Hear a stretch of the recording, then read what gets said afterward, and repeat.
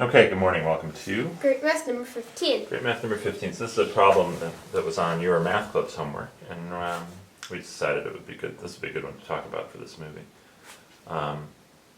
You ready? Yep. Okay, so the problem said you have a person who starts at point B and they need to get to point A, and they can only walk along the grid. And the question was, how many different paths can they take to do it if they can never go backwards? So they can never, if they're walking from point B to point A, they can only go down or across to the left. So they can't go back to the right or up, because otherwise what would be the problem if they could go? You could have infinity paths. Why? Because you could keep doing this. Yeah, you can keep doing that forever, and then once you got to forever, you could then go down to A. Yeah, so there would be infinitely many paths. Okay. So the way I did it, you can only go across or down. So let's take the example of going down. So now I noticed that you can only do 2 downs and 2 acrosses. So once you go down, you have 1 down and 2 acrosses left. Okay. So to go here, you can either go across or down. If you go down, you used up your downs. You have to go across. If you go across, you have either a down or a cross.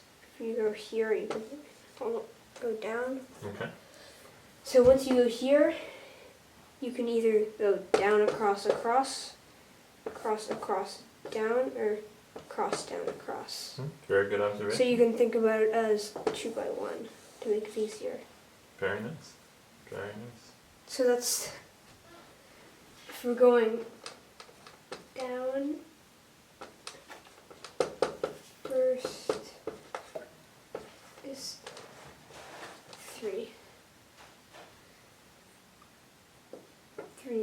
Three ways you can get. Okay.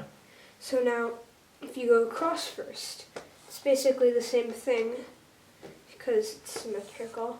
Yeah. You can go across, down, down, down, down, across, or down, across, down. Okay. So again, you can think of it as a 2 by 1 grid. Very nice.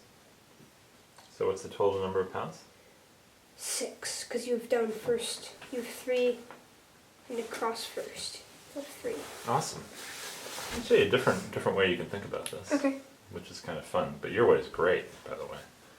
So you can start and say, how many paths are there from B to B? Well, you just stay there. So how many ways are there to do that? 1. One. How many ways are there to get to these 2 points each? Well, you can across or down, so you have 1 and 1. 1 and 1. How about to get to this point? Well, you can down, down. 1. How many different ways are there to get And here? across, across. 1. How about here? This is the challenging one. Well, down, across, and across, down. So 2. So far we have a pattern that goes 1, 1, 1, 1, 2, 1. Maybe 3, 3. Because of Pascal's triangle. Yeah. So how many ways are there to get to here? So, across, across, down, down, across, across, and across, down, across. How many is that? 3. 3. And the way you can think about that is you either have to come from here or you have to come from there. So you don't have to recount everything. You say, there are 2 ways to get there, 1 way to get there. That must mean there's 3 ways to get there. Yeah.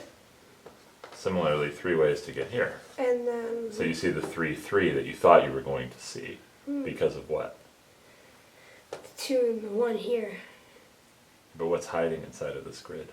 Pascal's triangle. Yeah, Pascal's triangle. And now there's 3 and 3 ways to get to here.